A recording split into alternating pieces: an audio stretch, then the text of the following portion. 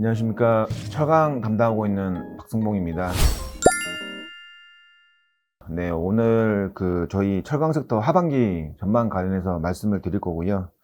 일단 자료 제목에서도 나와 있지만 저희 섹터가 최근에 구조적인 변화를 겪고 있습니다. 산업의 구조적인 변화에 배팅할 때라는 제목으로 이번에 자료 발간을 했고요. 관련해서 좀 말씀을 드리도록 하겠습니다. 중국이 아무래도 저희 국내 철강 업체들 입장에서는 상당히 중요한 국가인데, 중국이 지난 10년 동안 철강 산업 흐름을 돌이켜보면 2011년도에 중국 정부가 철강 산업 구조조정을 하겠다고 한번 발표를 했었고요. 그럼에도 불구하고 제대로 구조조정이 안 됐습니다. 중소형사들 중심으로 철강 생산 캐파가 계속해서 2015년도까지 큰 폭으로 늘어나면서 중국의 철강 내수 가격은 2011년도부터 2015년도까지 계속해서 하락을 했습니다. 당연히 그 결과로 철강사들 수익성도 상당히 안 좋았고요.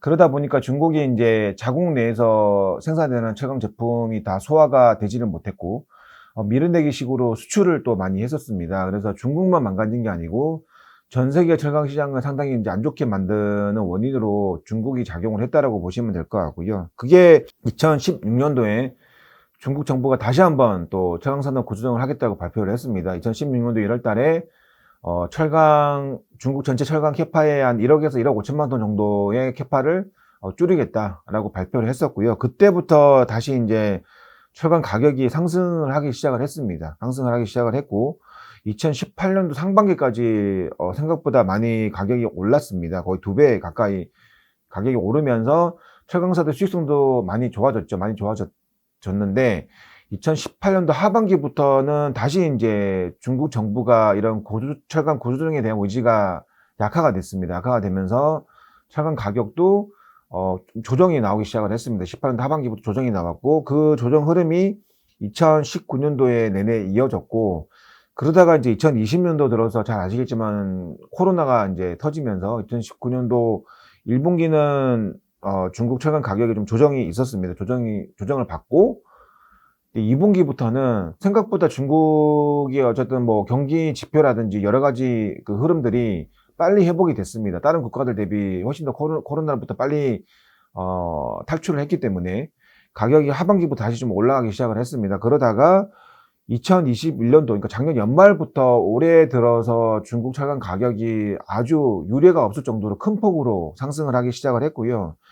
올해 5월 중순까지 중국 가격이 꾸준히 올랐습니다. 그래서 사상 최고치를 갱신을 했다가 최근에 5월 중순부터 지금 6월 초까지 최근 한 2주 동안에 좀 조정이 있었습니다. 관련해서는 되게 자세하게 말씀을 드리겠지만 한 고점 대비 한 20에서 25% 정도 지금 가격이 좀 빠져 있는 상태입니다. 그래서 지금 저희 철강 섹터에 대해서 투자를 하고 싶어 하시는 분들이 되게 궁금한 부분이 제일 큰 게, 지금까지 가격이 많이 올랐고 최근에 조정이 있었는데 과연 이게 이제 저희 섹터는 아무래도 대표적인 시클리컬 산업이기 때문에 정말로 피크아웃을 하는 건지, 아니면 이번 조정이 일시적으로 끝나고 다시 가격이 올라갈 수 있는지에 대해서 문의들을 많이 하고 계세요. 근데 저는 결론적으로 말씀드리지만, 이번 조정은 어쨌든 일시적인 현상이라고 말씀을 드리고, 올해 하반기 그리고 내년까지도 가격이 다시 추가적으로 올라갈 수 있다라고 좀 말씀을 드리고 있습니다. 중국 최근 10년 동안 가격 흐름을 말씀을 드렸고요.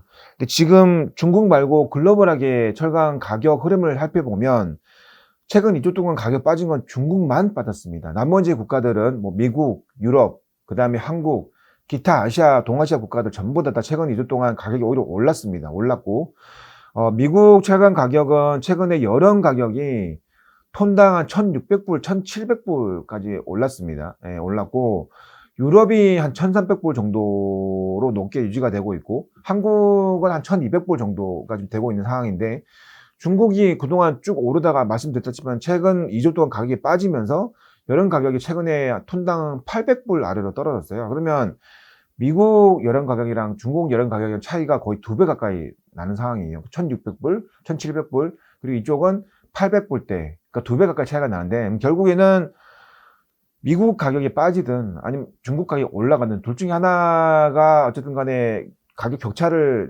해소할 수 있을 만한 움직임이 있어야 되는 겁니다. 근데 미국 가격은 저희가 봤을 때는 한동안은 빠지지는 않을 것 같아요. 그러니까 물론 미국은 지금 여전히 1,600불, 1,700불이라는 숫자가 이미 역사상 최고치를 3월 초부터 갱신을 했습니다. 3월 초에 1,300불 찍으면서 역사상 최고치를 갱신하기 시작을 했고, 그때 이후로 지금 3개월 연속해서 계속 최고치를 갱신을 하고 있는 상황입니다. 그래서 가격이 엄청 높은 거는 맞아요. 엄청 많이 오른 건 맞는데, 근데 그만큼 미국은 지금 철강 수급이 다른 국가들 대비 훨씬 더, 그러니까 다른 국가들도 수급이 되게 타이트하지만 미국은 훨씬 더 타이트한 상황입니다. 그러니까 지금 뭐 자동차라든지, 그다음에 뭐 건설이라든지, 뭐 가구라든지 여러 가지, 가전도 마찬가지고 여러 가지 철강 관련된 전방 산업 수요가 되게 좋은 상태고, 그에 반해서 공급은 뭐 중국도 그렇고 나머지 국가들은 이미 작년 하반기 그 11월 달부터 생산량이 이미 정상화가 다 끝났습니다. 끝났는데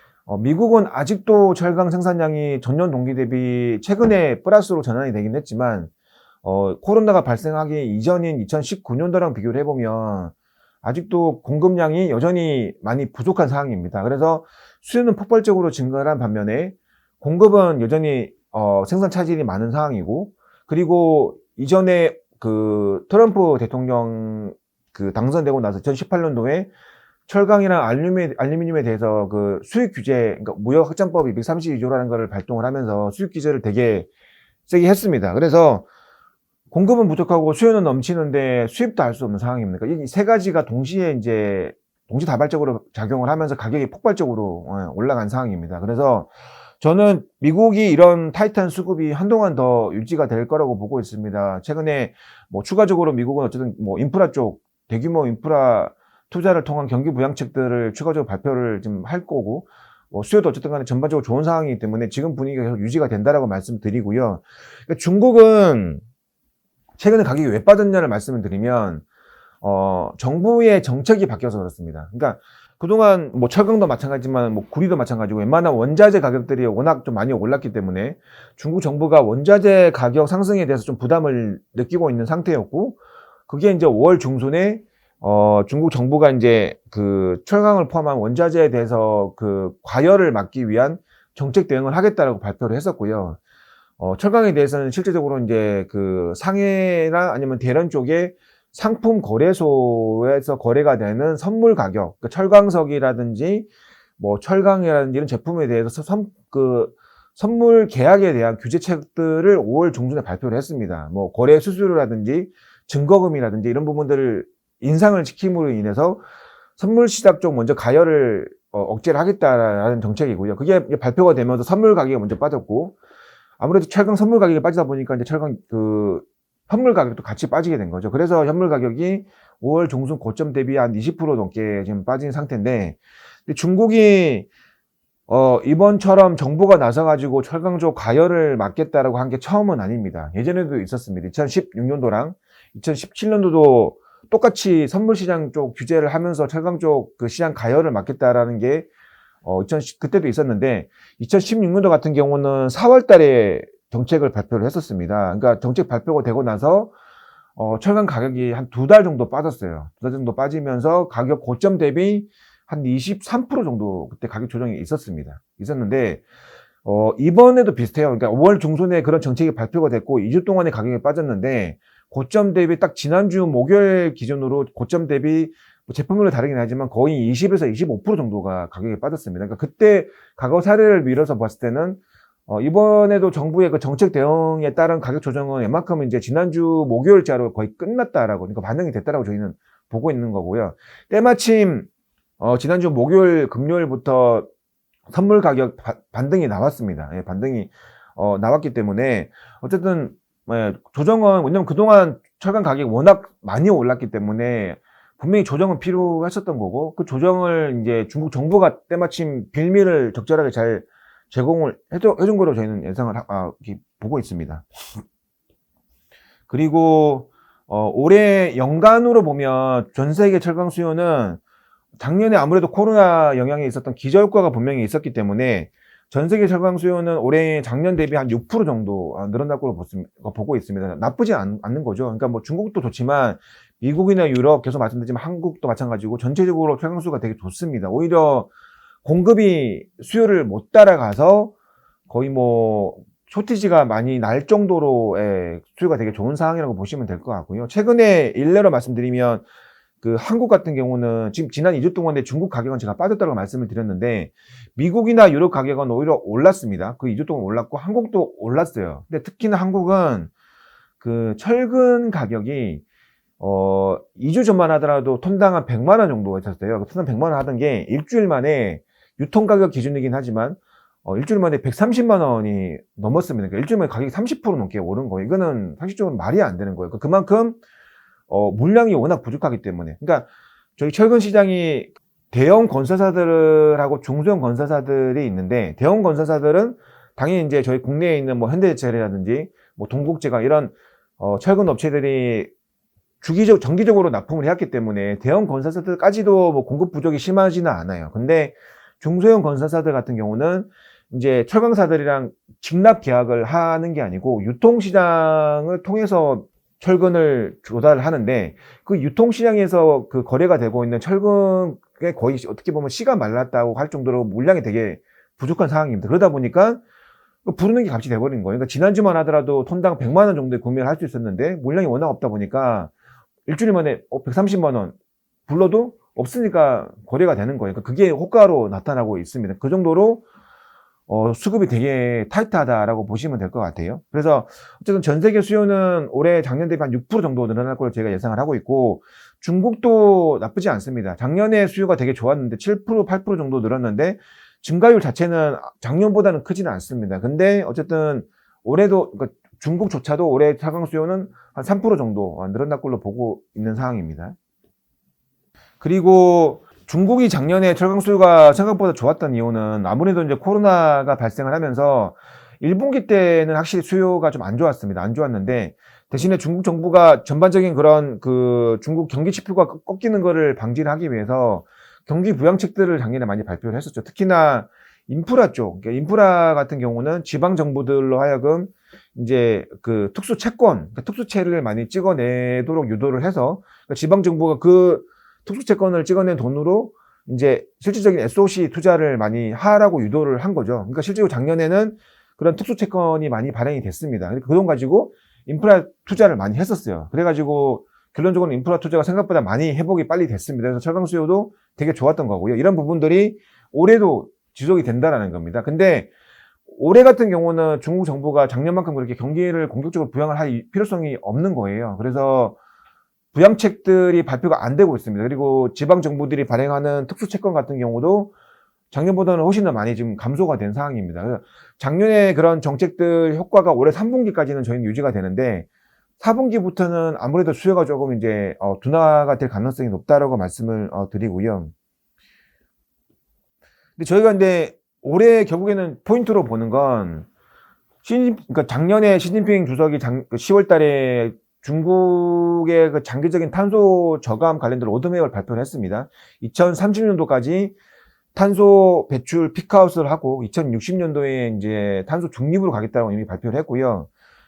그 철강 산업이 중국 내에서 탄소를 제일 많이 배출하는 산업 중에 하나입니다. 전체 탄소 배출에서 차지하는 비중이 철강이 한 15% 정도를 차지할 정도로 상당히 큰 산업인데 당연히 탄소를 줄이기 위해서 대표적으로 희생을 시켜야 되는 게 철강입니다. 그래서 장기적으로 보면은 철강 산업이 이제 탄소 저감을 하기 위해서 투자를 많이 해야 되고, 그러니까 이렇게 되면은 이제 그 비용이 올라오는 부분이 오히려 부담으로 작용을 할 수가 있는데, 근데 올해 내년 같은 경우는 바로바로 제일 단시간 내에 탄소를 줄일 수 있는 부분은 결과적으로는 그 에너지 소비를 줄이는 거죠. 그러니까 에너지 소비를 줄인다는 거는 공장의 가동률을 낮추는 겁니다. 그러니까 철강 공장의 가동률을 낮춤으로 해서 탄소 감축하는 게 제일 빠르고 제일 편하게 할 수 있는 방법이거든요. 저희는 이미 이제 올해 3월 초부터 당산시 같은 경우는 철강주 가동률 제한하는 정책을 이미 발표를 했고요. 올해 하반기로 갈수록 그런 당산시처럼 가동률 제한하는 정책들을 수용하는 지방 정부가 점점 늘어날 걸로 보고 있습니다. 중국이 지난 5년 동안의 철강 공급이 연간 한 7에서 8% 정도가 증가를 했었는데 우리 1분기도 공급이 되게 많이 늘었습니다. 13% 정도 늘었고 4월 달에도 비슷하게 13% 정도 공급이 늘었는데 하반기로 갈수록 공급이 계속 떨어질 거고 연말로 가면 저희는 YY로 마이너스까지도 간다라고 저희는 예상을 하고 있습니다. 그래서 아까도 말씀드렸지만 수요는 뭐 올해 4분기부터 내년도로 넘어갈수록 좀 보수적으로 보는 게 맞는데 대신에 공급이 수요 빠지는 거 이상으로 훨씬 더 많이 축소가 될 걸로 예상을 하고 있기 때문에 중국 철강 수급은 올해 연내 그리고 내년까지도 되게 타이트 계속 할 걸로 말씀을 드리겠습니다. 그래서 결론적으로 저희가 이제 추천을 드리는 종목은 대형주는 아무래도 포스코랑 현대제철을 좋게 말씀을 드리는 거고요. 그러니까 중국이 저런 식으로 공급을 줄이게 되면 당연히 이제 가격이 더 올라갈 수밖에 없는 거죠. 그러니까 그 가격 올라가는 걸 억제를 하기 위해서 최근에 올 중순에 발표했던 것처럼 선물시장 규제책들을 발표를 한 거고요. 그리고 가격 올라오는 거를 우려를 해가지고 이제 또 하나 그 발표한 정책이 뭐냐면 수출입입니다. 그러니까 기존에 중국은 철강 수출을 되게 정부가 장려를 많이 했었는데 앞으로는 철강 수출을 하지 말라라는 정책들을 발표를 하고 있습니다. 5월 1일자로 기존에 중국 정부가 그 철강 수출할 때 어떻게 보면 보조금 형태로 지급을 했던 증치세라는 세금을 환급을 해주는 제도가 있었어요. 근데 그게 모든 제품은 아니지만 웬만한 철강 제품들이 5월 1일자로 그 증치세 환급 제도가 폐지가 됐습니다. 그리고 지금 소문으로 이미 돌고 있는 거는 수출할 때 오히려 지금부터는 그 관세를 세금을 더 부과를 하겠다는 얘기까지 나오고 있습니다. 그래서 결론적으로 중국은 어쨌든 수출을 줄일 수밖에 없다라고 말씀을 드리는 거고요. 또 하나가 미국이 어쨌든 트럼프 대통령이 당선이 되고 나서 철강에 대한 수입 규제를 되게 심하게 했었는데 최근에 그런 철강 수입 규제가 약간 좀 달라지는 움직임이 포착이 되고 있습니다. 그렇게 되면 한국에 대해서도 미국 쪽 철강 수출할 때 지금은 그 쿼터제를 지금 하고 있는 상태거든요. 그러니까 물량을 늘리고 싶어도 물량을 늘릴 수가 없습니다. 근데 그 제도가 폐지가 되게 되면 쿼터 제도가 없어지게 되는 거죠. 그렇게 되면 미국 쪽 수출도 다시 예전처럼 많이 늘릴 수 있는 상황이 되는 거기 때문에 전반적으로 국내 업체들한테는 중국이든 미국이든 되게 좋은 영업 환경이 지속이 되고 있다라고 말씀을 드리고요. 포스코가 기본적으로 올해 1분기 실적도 엄청나게 좋았지만 2분기 실적이 훨씬 더 많이 좋습니다. 엄청나게 좋은 실적이 올해 연간으로 예상이 되고 있기 때문에 주가가 뭐 좀 바닥 대비했을 때는 좀 오르긴 했습니다. 오르긴 했는데 밸류에이션 상으로 보면 올해 저희가 포스코를 ROE를 한 10% 정도로 지금 추정을 하고 있는데 지금 PBR 기준으로 0.7배 정도 되는 상황입니다. 그래서 전혀 뭐 ROE PBR로 봤을 때는 그렇게 밸류에이션 부담이 크지가 않다라고 말씀드리고요. 두 번째로 추천드리는 종목은 이제 현대제철 같은 경우도 올해 아까도 말씀 철근 쪽, 그러니까 봉용광 수요가 되게 좋습니다. 그리고 봉용광은 내년까지도 국내 그 건설 수요가 되게 좋을 걸로 예상이 되고 있기 때문에 현대제철도 저희는 똑같이 포스코랑 똑같이 이제 추천을 드리고요. 중소형주 중에서는 저희가 추천드리는 종목은 기존이랑 똑같습니다. 풍산 지금 구리 가격이 올해 상반기에 역사상 최고점을 갱신을 했고요. 저희는 3분기까지는 추가적으로 더 올라갈 가능성이 높다라고 보고 있기 때문에 실적이 되게 좋습니다. 예, 그리고 마찬가지로 ROE PBR로 봤을 때 아직까지 업사이드가 충분히 있다라고 말씀을 드리고 다음으로 세아제강이라는 종목도 올해 이제 그 미국 쪽 철강 가격이 워낙 많이 올랐기 때문에 기존에 수출하는 에너지원 관광 가격도 많이 오르면서 마진이 많이 좋아졌고요. 그리고 정확히 언제다라고 실제 말씀을 드릴 수는 없지만 어쨌든 미국이 철강 수입 규제를 완화해주는 움직임이 포착이 되고 있기 때문에 기존의 세아제강 같은 경우는 미국 쪽 에너지원 관광 수출을 많이 하는 업체입니다. 그러니까 그쪽도 엄청나게 레벨업이 될 수 있는 기회가 충분히 있다라고 좀 말씀을 드리고요. 어저께 저희가 그 자료 발간을 통해서 말씀드린 게 철근 업체들, 그러니까 한국 저희가 커버하는 업체 중에서는 당연히 현대제철이 포함이 될 거고, 그리고 한국철강이라는 업체도 저희가 커버를 하고 있는데, 어쨌든 지금 철근 수요가 워낙 좋기 때문에 내년까지도 실적이 되게 좋을 거다라고 말씀을 드리겠습니다. 그래서 결론적으로 대형주는 포스코, 현대제철, 중소형주는 풍산, 세아제강, 한국철강까지도 비중을 계속 늘려나가자라고 말씀을 드리겠습니다.